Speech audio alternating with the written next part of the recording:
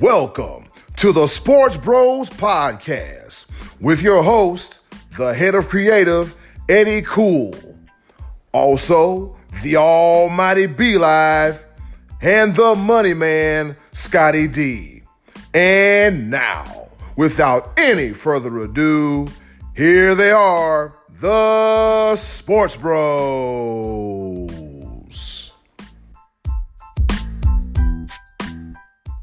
What's going on, world? This be your boy, the head of creative, Eddie Cool, and welcome to another edition of the SportsBros Podcast. It is episode 3. Yeah, that's right. You heard me right. Don't clean your ears. You heard it correctly. 3. Episode 3. And as always, I got my sports bros with me, the almighty B-Live. Yes, sir. Yes, sir. Yes, sir. This be your boy, the almighty B-Live, episode 1, 2, 3. Yes, sir. You know what I'm saying? Ready for it? We got a lot to talk about. It is madness season. So, man, oh, man, check them brackets out. Mine sucks. Don't want to talk about. Next topic. And, of course, we got the money man, Scotty D. What's up, brothers and sisters? I am ready for episode 3. Third time's a charm. We're getting the hang of this, boys. Starting to get a little bit better at this, and hopefully our listeners will agree. Talking sports is a lot of fun, but we want to hear from them as well. Exactly. I mean, you know, it's cool that we talk sports too, but we like to talk sports with everyone else as well to get, you know, a difference in opinions, to see how, you know, people feel about one thing or the other, and, you know, just get some overall engagement. So we highly encourage that. As we said, March Madness is in full swing. But first, let's talk about this extra large, ginormous, gargantuan, I'm running out of words, contract that Mike Trout just signed last week. It is a 12-year, $430 million contract. As one comedian, Chris Rock, said in a skit from In Living Color, good Lord, that's a lot of money. B-Live, what you got to say about the world's largest contract? Well, the largest contract in North American sports history. What you got to say about that, B-Live? Man, where do I begin? For my faithful listeners to my What Happened video blog, man, that's literally had me scratching my head. Like, where is all of this money coming from? But man, oh man, Mike Trout, get your money. Absolutely game changer. Like Bryce Harper, sorry for you, but you know, your boy had to come behind you and get $100 million on top of what was the largest contract. He's like, yeah, you think that was the largest contract? Hold my beer. Man. So, you know, so that is craziness. I'm still stuck on the fact of, like, I get it. You want to grab this young talent. You want to solidify it. One thing I do want to do, I want to check and see, because I know Bryce Harper there was a no trade clause or something like that. Like, Bryce Harper is Philly for the rest of his career. I would like to see like a couple of details of the Mike Trout contract, but at the end of the day, still 12 years, $430 million. I know, Eddie Cool, you had a breakdown of that contract of how much he's making per inning. If you could break out those stats for us. Okay, shout out to the stat bro, Kyle P. The breakdown of the contract is he makes $35 million per year. Let that sink in. All right. $221,000 per game. We went from year to per game. Now let's go to innings. Mike Trout will be making $24,000 per inning. You know what? I wonder if that includes extra innings as well too. No, it would go down. His average would go down if it's extra innings, but it would go up if he misses games. Right. He's still getting paid. Oh, wow. How you feel about this, Scotty D? You know, about middle of the winter here, when all these big free agents were sitting on the shelf waiting to get their contracts, I was starting to feel a little bit somewhat proud of the owners for not splurging on these big long-term deals anymore because it didn't work out didn't work out very well with the Prince Fielder, Robinson Cano deals. It seemed like the length of these contracts and the amount of money was starting to come back to earth. And then boom, Manny Machado, Bryce Harper, Nolan Arenado, and now this one with Mike Trout, man. I can't even in my dreams dream up that kind of money. That is insane amount of money. But the Angels, I think they felt like we got to lock this guy up because Bryce Harper's already talking about trying to lure him out to Philly, and this is their guy. So they made him an Angel for life. And I tell you, if you look at his numbers, he's the best player in baseball, but we don't see him a lot because he's on the West Coast. He plays a lot of games after East Coast is in bed. For that kind of money, I got to start watching this dude play more. Yeah, I agree, man. That's the only thing about living on a certain side of the country. You get to see one more than other, or the other more than one. And from what I've saw of Mike Trout, over the past several years, I'll be honest with you, I think he's every worth of the 12-year and the $430 million that he's getting. He's one of the top center fielders in all of baseball. And Mike Trout, get your money, young man. Get your money. All right, moving on from Mike Trout to another bro, the retirement, if you will, of one Rob Gronkowski, also known as Gronk. Scott, Gronk, how do you feel about it? I'm not one of these Patriot haters. A lot of people they're so angry every time they see Tom Brady lift the trophy at the end of the year, and I get it. I got Patriot fatigue too, so I guess adios Gronk. That'll be kind of nice. Maybe it'll help even out the rest of the league a little bit. But Gronk, the thing that you think about with Gronk is a lot of times I think we gloss over how great this dude was because of how fun he is. This dude, he only played, 9-year career? Is that what he ended up playing, 9-10 years? Yeah, 9 years. 9 years. Yeah, 9 years. Yeah, so he's getting out at age 29. He's got a whole future in front of him. So, what more does a guy need to do? He's been in there. He's won Super Bowls. He's got all the accolades. He's having a blast. Bring on the Gronk to the WWE. He's fun, man. I mean, he's a fun guy. I remember seeing a special about the ESPN body issue a couple years ago. The annual issue they do with athletes in the buff. And they said when Gronk came to do his, the dude couldn't keep his clothes on. He couldn't wait to get naked. He couldn't wait to have fun. He's all about fun, man. So I think he did it the right way. He got in, made his money, was very smart with his money, and he's out. Yep. Like a busted street light. Be live. Where you at on this? All right. I have to do it because this is just who I am, and I'm going to poke the bear a little bit. Money Man Scotty D, out of all of the references you could have came up with Gronk, the first thing that popped to your mind was the ESPN body issue. You know what? I'm wrong. You know what? Hey, you know what? I have a very staunch record of heterosexuality. I can do something like that out there once in a while. Staunch. STAUNCH. Very staunch record of heterosexuality. I'm messing with you, man. But now I got to poke the bear again because this is actually a legit question. Poke, jab, jab, jab. Oh, yeah. I have to do it. Who should be in the Hall of Fame first, Gronk or Jason Witten? I'm going to throw that back at you, Scott. What do you think? I guess probably Gronk because he's going to be retired first. Witten's back, so he has to be. I know. I get it. You're talking about skill level. Right. Witten, I mean, his numbers are up there as far as like he's in the top 3, 4 all time receivers. Yeah. I mean, he's at the top of the list. That's a tough comparison because they actually had different styles, but it's a no-brainer. They're both first ballot guys. Yeah, I absolutely agree. Witten's numbers are definitely going to be much higher because of the longevity, and also just Gronk I think Gronk definitely is his TD numbers, like he's retiring at age 29.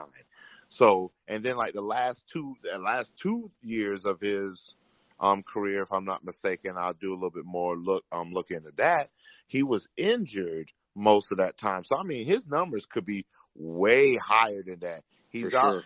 He's already at age 29 because he's been a Patriot the entire time with Tom Brady. He has the most reception touchdowns in Patriot history, and that's at a tight end. Yeah, he was he was, you look at him as a funny guy, but he was insanely athletic. He really was. He was a matchup problem. For sure. Like I said, you couldn't put a safety on him because, I mean, he's faster than your normal safety. You couldn't put a corner on him because he's much bigger than a corner, and you can just forget about trying to guard him with a linebacker. It's just a wrap. So he was just a matchup nightmare. He was a freak of nature, one of those, like, how do we replace him? You're going to have NFL scouts on the basketball court trying to find another Gronkowski because they don't build them like that in football. They really don't. No, they don't. And you guys have both interesting points when it comes to especially you, Be Live. That was Gronk's biggest strong suit, with him being the freakish athlete that he is at his size. He's like 6'8" or something like that, and just big as all outdoors.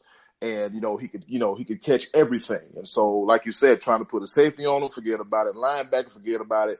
A cornerback, nice try, good luck, see you next year. So it was just, whenever Rob Gronkowski was on the field, he was a problem. He was an absolute problem.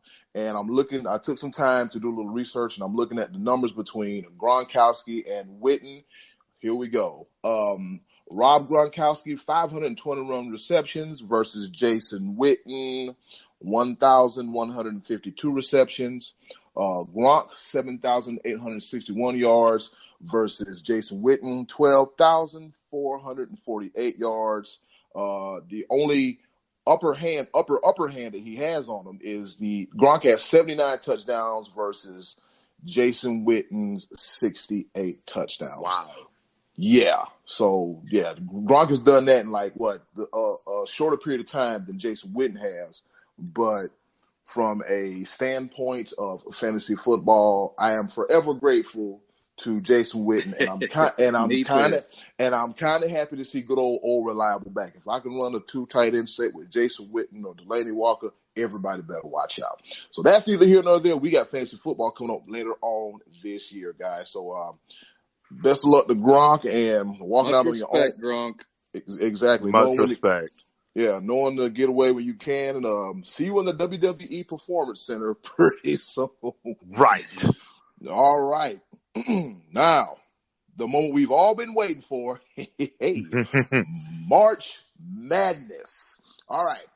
As we've stated before on the Sports Bros Facebook page, like us, check us out, show us some love. The head of creative, Eddie Cool, didn't have time to create his brackets due to my commitment to Tranquilo Thursdays. Hashtag Tranquilo Thursdays. If you haven't checked it out, please check it out. Please check it out. And also, my face looks good when you Chromecast it from your phone to your TV. I'm just saying, I had to throw it out there. So anyways, here we go to the most important part, a segment I like to call What Them Brackets Look Like. Scott, since you say you're winning, we're going to let you go first.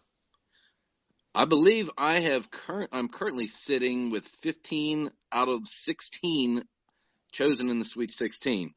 That's not too shabby there, boys. That's pretty good prognosticating. We actually talked about this before we came on the air. There's haven't been a ton of the upsets that we saw last year. Last year we saw Virginia go down as the number 1 seed in the first round, which had never happened before. I think they lost to Baltimore, Maryland County. Yep. And we had Loyola Chicago, move on to the Final Four last year. So Cinderella hasn't really shown up as dramatically this year. So it's been a little bit easier, I guess I'd say, to if you didn't go for the upsets. I think B Live might have had a little bit of upset syndrome there. He had a little bit more picked in his brackets, but so far the favorites have kind of panned out for the most part. Even Duke got a little bit of a scare yesterday, which was a fantastic game, but they are still that's my champion pick, and they're still rolling. They're still in there. All right, Be Live. What happened? Yeah, what happened is exactly what. Yeah. So I mean, it's parody, like you look for the Cinderellas. I like picking Cinderellas in my bracket. I'm not going to be your normal down the line. I'm picking number one seeds across the board. It just doesn't happen until this year. You got to be kidding me. But it is. I mean, I get it. I mean, they might have gotten the seeding right this year. The first thing that happened that they did right was to take their freaking selection show away from TBS and doing the whole alphabetical crap. Amen. Jesus God, what was that? So that was a travesty last year for sure. That you're on the money on that one. So that might have just changed things. And so I like I said, looking at the brackets real quick, there's only one double-digit seed that is still in, and they're in the South with Oregon at the 12 seed. They're the only double-digit seed. And actually, they're the only seed above a 5 seed that is still in. The East, I'm just scrolling real quick, the East has just their top 4 seeds left. The West has their top 4 seeds left. The Midwest has the 1, 2, 3, and 5 seed with Auburn beating the crap out of Kansas. That game was not as close as what the score says, because Auburn was dominating them. So Auburn might be that dark horse. They're going against UNC, and I think that is going to be a little bit more compelling than what meets the eye. Auburn did end up besting Tennessee and Kentucky. They didn't play Kentucky in the SEC tournament, but Auburn was the SEC champion, which Auburn's rolling right now. They are definitely, they're hot. They are a force to be reckoned with, and they're the 5 seed, so they might feel a little disrespected. They did lose 9 games, but it is what it is. They are on that hot streak right now. So with that being said, with the brackets, and then even with the South bracket, you have 1, 2, 3, and 12.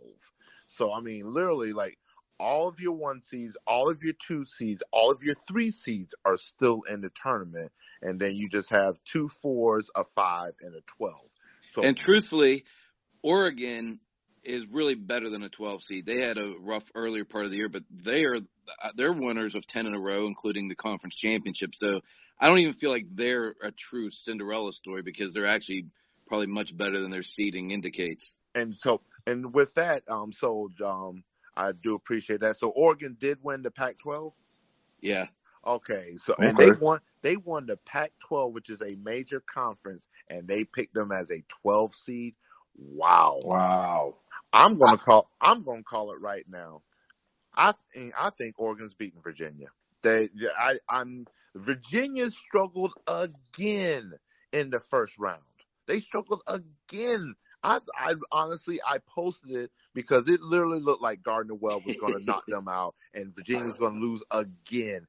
They are the only team in history at a 1 seed to lose to a 16 seed, and they look like they were going to do it again. I think Oregon's going to take them down. And I'm an ACC boy, but I mean, come on. So maybe they ride the ship, but who knows? That's why they call it madness. I'm not talking about my bracket. Moving on. Shuck it, duck it, quack, quack.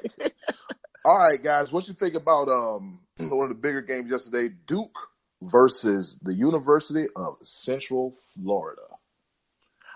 Well, I'm gonna chime in real quick with that. What is in the water in Central Florida? I'm gonna say that because they talk some big, and you know what? They've been backing it up.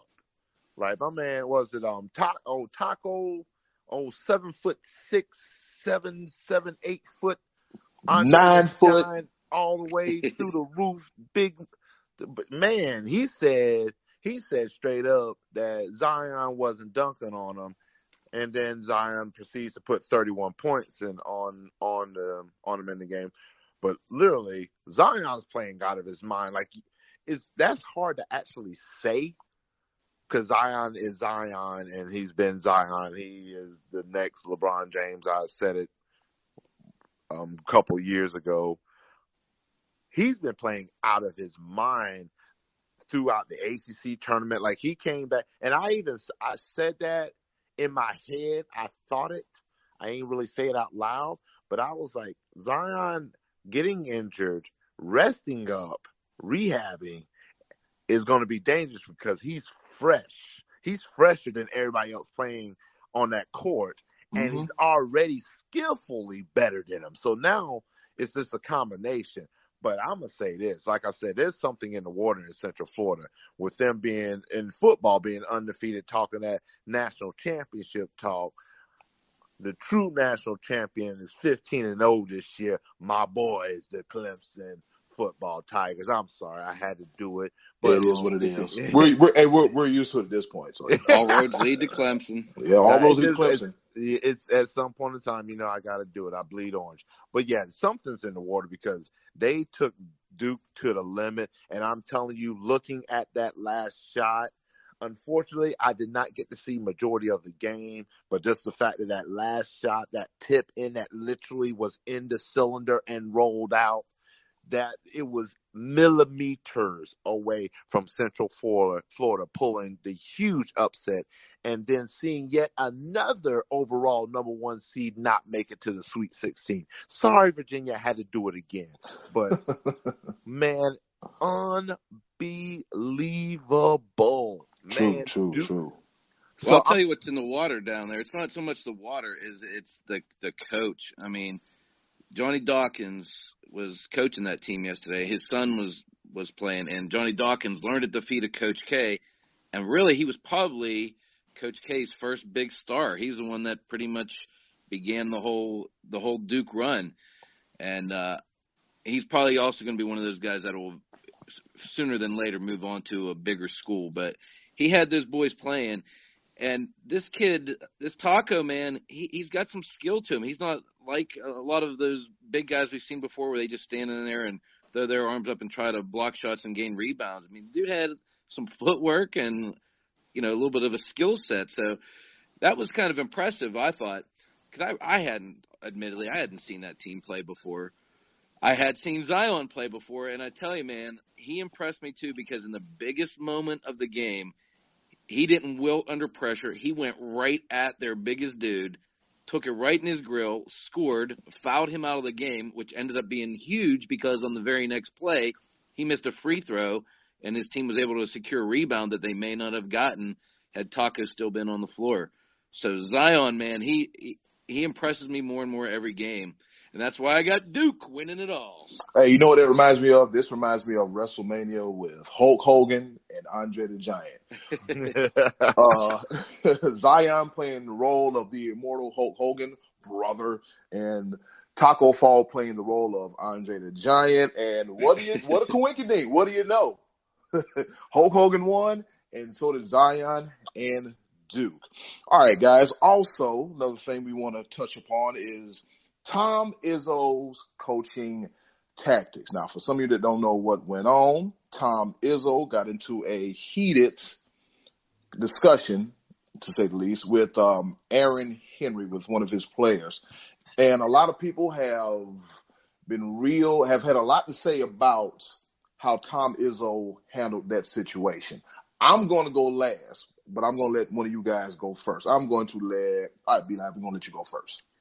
Well, I don't know if you want me to talk about this because I'm just old school with it. I mean, I got the gray hair on the chin. Man, coaches, you got just, I'm trying my best to keep it PG, but coaches got in your tailbone. And it's just, it made you a stronger person, not just a player, but a person, a man. And this is one of those things we are steadily and progressively making our young men weaker by making this such a PR and, he's like, I'm telling you right now, life in general is not going to coddle you. Mm-mm. It's just not going to do it. So I applaud Tom Izzo. Get in. Because, I mean, at the end of the day, it is such a competitive sport to the point where if you don't have a coach that's going to light a fire in your tail, you're not going to make it, period.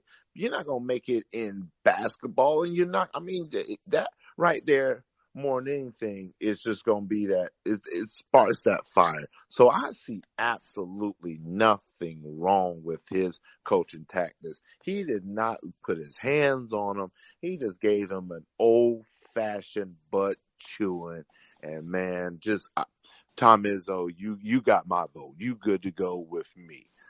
Like I said, I'm old school. I might not make it in this new millennial society, but I'm just being honest. That's just me. All right, Scott, where you at?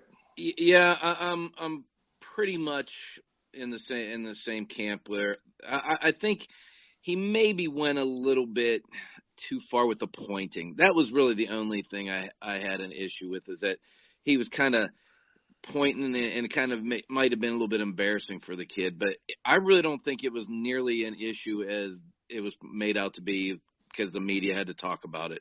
I mean, it was on national television in March. And Izzo has a reputation for being a fiery guy, but I've never seen him go to quite to the level he went the other day. Other than the pointing, it's old school coaching, and the kid didn't have a problem with it. If the young man is okay with it, and the rest of the team is okay with it, then I'm okay with it, because I'm sure, other than Tom Izzo, there's plenty of coaches out there who do similar things while not televised. When you're in practice, you're chewing your boys, and you're doing things to fire them up and make them better. And that kid pretty much said that. He said, I'm going to go where I want to go because of Tom Izzo, something to that effect. I'm not exact quoting there, but yeah, I just think maybe the pointing at him got a little bit carried away, and it's an isolated incident as far as that goes. But yeah, I think this is much ado about nothing, to be honest. Yep, I've discussed this very topic amongst many friends on Facebook, some which are coaches from the junior varsity level to the Pee Wee to the Pop Warner level, on up to varsity basketball and football. They're old school and they see no problem with it. And as a former player, I'm not going to lie, I don't see a problem with it at all, because as a coach, what do I need to do to get the best out of you? What do I need to do? Excuse me. What do I need to do to get the best out of you? If I got to get all up in you, then I'm going to have to, get all up in you, some way, shape, form, or how, to get the best out of you. And as you said, B-Live, we live in such a soft, sensitive society as well. Oh, well, he shouldn't have did that. He shouldn't have done that. You know what? Going through life, there's a lot of things we shouldn't have done or shouldn't have did, but you know what? It is a lesson learned, and it turned out for the better. See, that young man at that point in time probably needed that to happen, because as Tom Izzo said in the press conference, this is the time of year where there are no my bads. There are no my bads. You lose one game, they're heading back to Michigan, wondering what if that could have been us. Right. And so the thing about it is, like, as a football player, I've had coaches grab my face mask and really chew me out to get my game up. And while I was slouching on plays, 2 plays later, I would get it together and be back to where I needed to be, as far as talent level is concerned. So I just believe I'm with you, Scott. The finger pointing is much ado about nothing. And I also look at it like this. When it comes to players react differently to certain gestures, statements, and comments. A finger wagging wouldn't really bother me. The only time the finger wagging would bother me is your finger touches me in my face. Then we may have an issue. Right. Then we may have an issue. But as far as like the motivation, the yelling, the come on, let's go, get it together, and the real aggressive nature of it, I feel there's nothing wrong with it, because, like you said, B-Live, life ain't easy. And talking to a guy that's lost both parents, trust me, I know life ain't easy. Life gives you a deck of cards, and you got to figure out how to play it. So as far as getting yelled at, as far as I'm concerned, there's no big issue about it. It's just, look, take it for what it is, make it a lesson learned, and when you go out there on that court, don't do that again, because you know what you're going to get when you turn your behind around and come to that bench. Right. All right, so continuing on with our March Madness theme, we got the best part of the show, I think, listener interaction, where the discussion was, we asked our listeners to give us their fondest, greatest, and best March Madness memories. And I had a pretty good turnout, guys, so here we go. All right, Dax McCall sent one in. He said Tyus Edney with the game winner versus Missouri and UConn in 1995, and also the Villanova Big time. That was big time. Yes, it was. And also the Villanova buzzer beater in 2016 by Chris Jenkins to beat UNC. Ooh, I remember that like yesterday. Don't want to talk about it. Next, also, we got David Richardson. He sends us Christian Laettner, The Shot, in 1992 versus Kentucky. Sickening. Exactly. Friend and other brother to the podcast, J.R. Speaks, Nova versus Duke. And, well, we know where he lies and we know why. So, yeah, Duke won it. Let's see. What's another one? Javi from the Chucktown, Kimball Walker step back jumper in UConn in 2011, helping them win the championship. And Stephen Delamore, 2003, Texas versus Michigan State, when Texas won and made it to the Final Four for the first time since 1947. And TJ Ford's amazing season, which in turn led the Longhorns to a deep, deep tournament run. Oh, yeah. I forgot about that. That's good. That's very good. Yeah, that's a good one. That's a really good one. All right, fellas, what you got as far as your March Madness memories? Well, as far as I'm concerned, there's so many to pick from. But growing up, I have to admit, I was a diehard UNC basketball fan growing up. I mean, it was everything about Michael Jeffrey Jordan. So, I mean, that's just how I grew up. Yes, I bleed orange through and through. And because of a friend of mine, Paul Odom, yeah, I'm talking about you, I no longer root per se for the Tar Heels. But I come on. It's just going to be Tar Heels over Duke any day of the week, twice on Sunday. So, I mean, I really dial back to the 2009 championship. That was sort of special for me.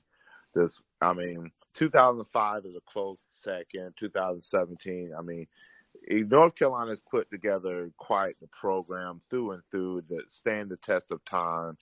But yeah, just 2005, 2009, those championships for North Carolina always just resonate with me. Those are my young adult, watching TV, yelling, screaming like I do. Just, I mean, it's a big thing being in the states of South Carolina and North Carolina, just the camaraderie that goes along with that. So that really still just resonates with me. All right, Scott, you got a few, you got a couple of them.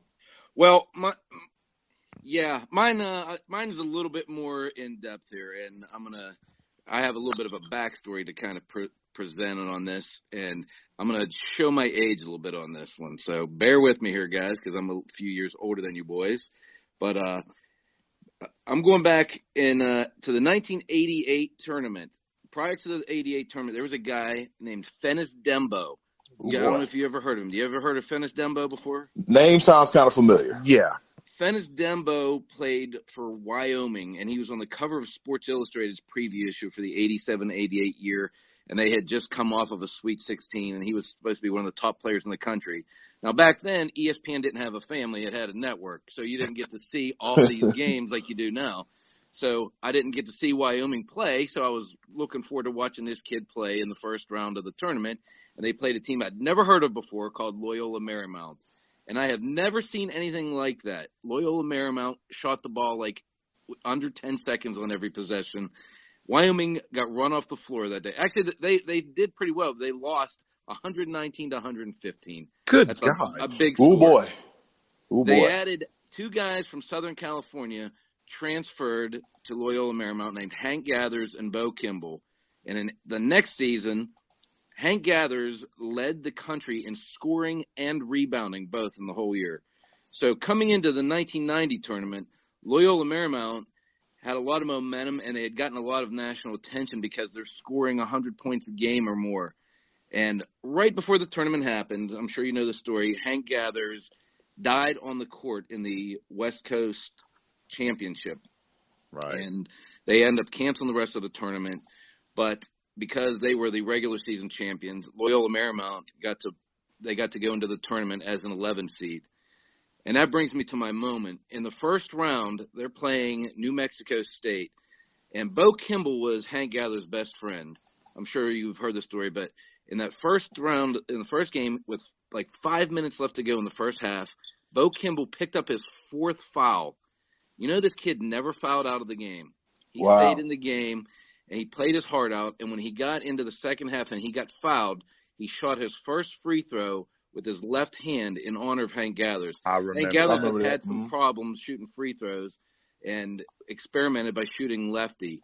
And he made that with his left hand, and I get goosebumps even talking about it. But the arena went crazy. Loyola Marymount put on an incredible run. They knocked New Mexico State off. The next game, they played the defending champion Michigan Wolverines. They scored, I think, 140-some points in that game. The following game, they play Alabama in the Sweet 16 with a young stud named Robert Ory, knock him off, and then they finally ran out of gas when they played UNLV. That tournament was insane. There was so much going on in that. Christian Laettner hit his first buzzer beater against UConn to put Duke in the Final Four, which set up the championship with UNLV. And UNLV, I tell you, to this day, I think a lot of people will tell you, might have been one of the most incredible college teams to ever watch play back then. Yeah. Oh, And yeah. They ran Duke off the floor in the finals. So I kind of say the whole 1990 tournament, just because there's so much drama, but watching Bo Kimball shoot that left-handed shot in honor of Hank Gathers, to me, is the all-time moment for me in March Madness history. All right. Those are both great guys, by the way, Scott. And thank you for that great story. Great story. Give us a chance to go read about it and research it and look it up. Me, I have several. My first March Madness memory, these are ones that stick out to me the most. The 1998 Valparaiso team led by the almighty Bryce Drew. Bryce Drew. Yes, led by Bryce Drew, and they upset the number 4 Ole Miss, the Mississippi Rebels. Valpo was a 13 seed, and Ole Miss was a 4 seed. Yes, and that will go down in infamy tournament history. A few that came to mind, I'm going to give the ladies a little bit of a love, a little bit of love today. In the NCAA Women's National Championship. I can't remember the years exactly, but they're very recent. I remember a point guard, the smallest thing in the room, but the livest one. Yes. Shout out goes to Killer Mike. Her name is Morgan Williams. She was like 5 feet 4'11" or something like that. Yeah, she's tiny. I know you're talking about. Yeah, but when I say she had a heart of a lion, I was captivated by her performance during the entire tournament. I became a Morgan Williams fan right there and then at the moment, and I was like, wow, she's really doing it. And also, my other moment is Orike. I'm going to butcher this name. Orike Ogunbowale. Yes, I got it right. Yeah. Yes, Orike Ogunbowale.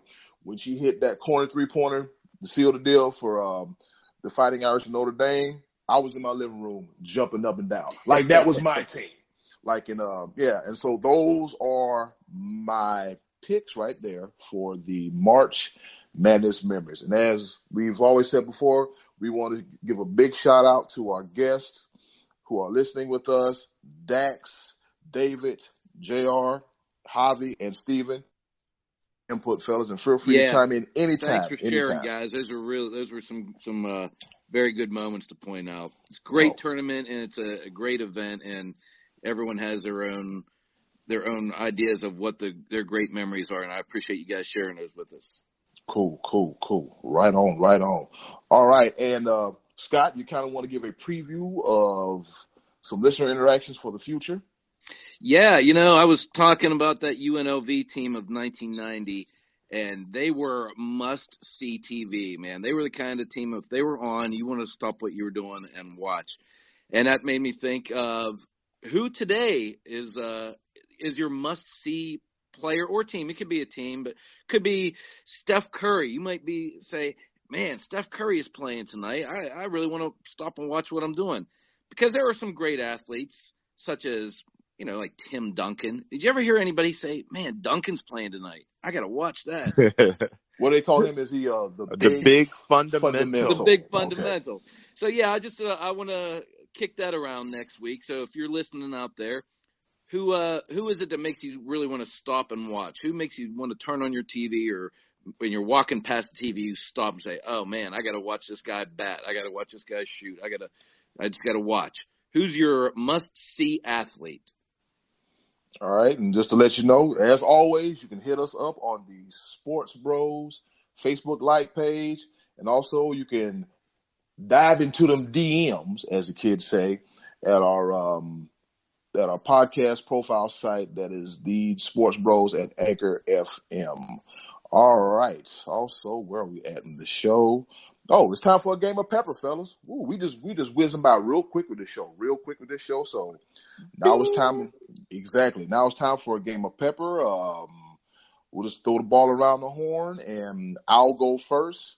I want to say congratulations to Ichiro Suzuki, one of the greats in the sport of baseball and all the sports, a real class act, and enjoy your retirement, my friend. And one thing, quick shout out, I still bleed orange. Sunday was a somber day for me. Men in the NIT and the women in the big dance, they both went down, so I'm a little heartbroken. But Clemson basketball, hey, I'm still rooting for you. But once again, football makes up for everything because we are the reigning, defending national champions. Clemson Tigers, baby. Bleed orange. Yes, sir. Yeah, all roads lead to Clemson football in the show. I know. Hey, one thing we haven't talked a lot about yet on our show is the UFC. And this past Saturday night, one of my favorite fighters, Anthony Showtime Pettis, rallied from taking a 2-round beatdown, and with just seconds left in the second round, knocks out, boom, with a Superman punch, Stephen Wonderboy Thompson. Love it. Superman punch. All right. Also, America, everybody's been caught up in Zion Williamson and Zion Mania. Let's not forget, there's another kid from the great state of South Carolina, also known as Ja Morant. Will he stay? Will he go? Well, I just hope that he stays so America can fall in love with him as they did with Zion. Another side note that we brushed under the rug real quickly, but I won't let it stay under the rug. So the prosecutors in Florida are making a deal with Robert Kraft. All he has to do is admit that he did some things, and I'm like, oh my goodness. The rich stay rich, money talks, and all that good stuff. Robert Kraft, you are not off my radar. I will not let it go down like that. Gronk, celebrate all you want to. Robert Kraft, I am still holding you to the fire. Feet to the fire. Let it burn. Pop all the corns in your feet. What you got, Scott? Philadelphia Phillies signed Bryce Harper, but they didn't stop there. They got John Segura, JT Realmuto, Andrew McCutchen, and I think Aaron Nola might be the breakout pitcher of the league this year. Phillies, I think, might be playoff bound. So you think it's going to be the Phillies and the Braves for the NL East? Very well could be. Interesting. All right. My last take I got here, I am looking forward to WrestleMania, all 11 hours of it. All 11 hours of it. As a wrestling fan, I watched the Japanese equivalent to WrestleMania known as Wrestle Kingdom, and as soon as one match ends, another match starts. It was like a conveyor belt. It didn't play no games. But, of course, with the WWE, it's pomp, circumstances, 11,000 matches, some throwaway matches, and everything else that is WrestleMania. So I'm looking forward to it. Will I stay awake through the whole thing? I don't know. Well, quick shout out to Max Speed Shop where I work at. They're going to have to let a brother get off early to watch WrestleMania because, it's going to be 15 hours long. And just quick note, I think they have 17 matches for WrestleMania, which is just unheard of. So, but on my third topic to take off with, I want to give a quick shout out to the Indiana Pacers. They're the number 4 seed in the East. They've already clinched a playoff spot, and I think they've been out without their star, Victor Oladipo, for a good month and such now, and they're still plugging along. I'm looking forward to see them shock the world and beat Boston in the first round of the playoffs. I'm calling it right now without Victor Oladipo. Ooh, that's pretty good. I like it. I like it too. I like it too, man. And for the first time in forever, here's an interesting stat that I found out. I think for the first time since the 77-76 season, there will not be an NBA playoffs that features either Kareem Abdul-Jabbar, Michael Jordan, or LeBron James. Let that sink in, fellas. That's a little extra pepper I decided to throw in, you know. Which means the Lakers aren't making the playoffs. Thanks, guys. I see, Scott. I see, Scott. I wasn't even going to do that. I wasn't going to do that to you. That was not my intent. But since you brought it up, yeah, they ain't going to the playoffs. All right. That's the end of it. All right. My final pepper point to wrap this thing up, put a little bow on it, is this week, believe it or not, baseball season starts. It's a little bit chilly. It's a little bit cold out there to be playing America's pastime. But I love baseball season, and I think I'm going to go with the Astros to come back from coming up short last year and winning their second World Series in 3 years. And I think it's going to be the Brewers that are going down in the World Series this year. An all too early World Series prediction. All too early. Who you got, B-Live? Man, oh man, I'm sorry. See, I gotta go with my heart. You know, I should be an analyst. Clemson? No. Clemson going to win the World Series? Jesus. Clemson over the Red Sox in the World Series? Is that who you got, B-Live? I honestly think I'm putting my Braves in the World Series. They're young. I'm telling you, it's going to be a fight with the Phillies. Absolutely. But Braves have made a couple of moves, and I really believe in Albies and Acuna. I really do. I mean, those guys were just amazing in their first year. I think the Braves could do it, B-Live, but I think in order for them to get the World Series, they're going to have Dabo be their coach. Oh, bring your own guts, yes sir. But hey, Dabo can do it all. I don't know if anybody's noticed, but Bo knows. No. Dabo knows. Dabo does it all. Put it on the T-shirt, B-Live. And he has already got a T-shirt, and I actually have the T-shirt. But like I said, when you come to Death Valley, you better bring your own guts. I said, wow, okay, bring your own guts. All right, so my World Series prediction, I'm kind of going off the cuff with what I know, what I've heard, and what I've seen. At first, I was thinking that Cleveland was going to come out of the American League, but that bullpen is a little suspect, and Edwin Encarnacion went elsewhere. So there may be a slight difference on what we see with the Indians. So I have to take that detour down south and go with those mighty Houston Astros, who just seem to put everything together and are clicking. And I think Justin Verlander is like, look, I'm not going nowhere. I'm staying right here. And that's very key for them and their pitching staff. And coming out of the National League, it's going to be a dogfight between Philly, the Brewers, and the Braves, but I'm just gonna go ahead and chunk it out there. I'm gonna say Braves, Astros, World Series. Who's gonna win? I don't even know. Check back me in about 3 months. I'll let you know something. Right. All right, guys.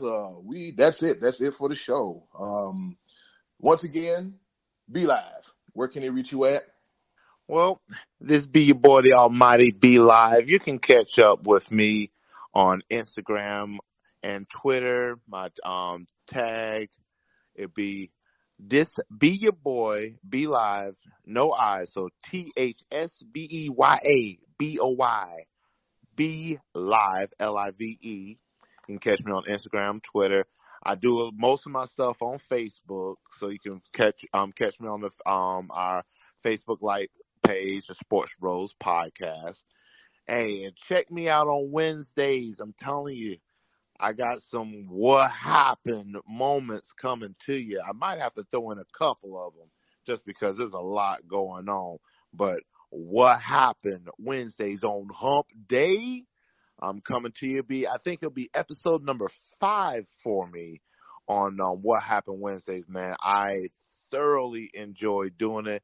I definitely take time out of my busy schedule to make that happen because I truly believe in entertaining the fans. Do I actually have fans? I don't know. It doesn't make a bit of difference. I'm your fan. I'm your fan too. Be live. So there's 2 right there, buddy. Oh, man, I appreciate the love, man. But like I said, I thoroughly enjoy doing it, man. It's a positive energy. I'm continuing to ask each and every day for your input, comments. And I tell you, I want to feature you on the show, feature on the podcast. Like I say, quick shout outs to one of my biggest friends, Brenda Johnson. She is a diehard Fear to Chop Atlanta Braves fan. So I want to give her a shout out. Man, love her to death. All we do is talk baseball. She knows way more than I do, but she will keep me honest.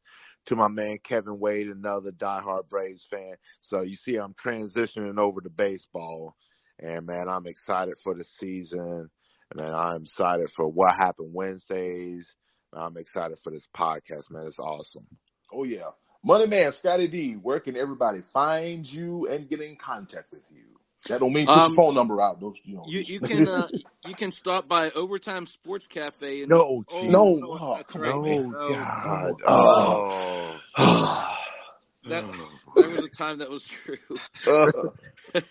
I'm on the brink of tears. Why are you doing this to me? No more overtime. I'm sorry. I'm too old for Instagram, so you can catch me on Facebook, Scott Donnelly, Donnelly. Or if you're in the Myrtle Beach area, stop down at Beast Ninja. That's the gym I'm working at, the only obstacle course / gym facility in the area. That's cool. All right. And of course, I'm the host. I got a headache thinking about the memories of old time and know that ain't there no more. Of course, I am the host, the head of creative, Eddie Cool, and you can catch me on a numerous amount of social media platforms, which includes the SportsBros Podcast. Just check us out at the SportsBros Podcast on Facebook, and also Cool Season on Instagram. That's KOOLSEASON, all one word. And you can also hit me up on Snapchat too. Just look for Eddie Cool or Super Cool 5000. And for myself, the head of creative, Eddie Cool, the Almighty Be Live, and also the Money Man, Scotty D. We are the Sports Bros, and in closing, do something good for yourself, and also do something nice for someone else. Y'all take care, and this is the Sports Bros Podcast.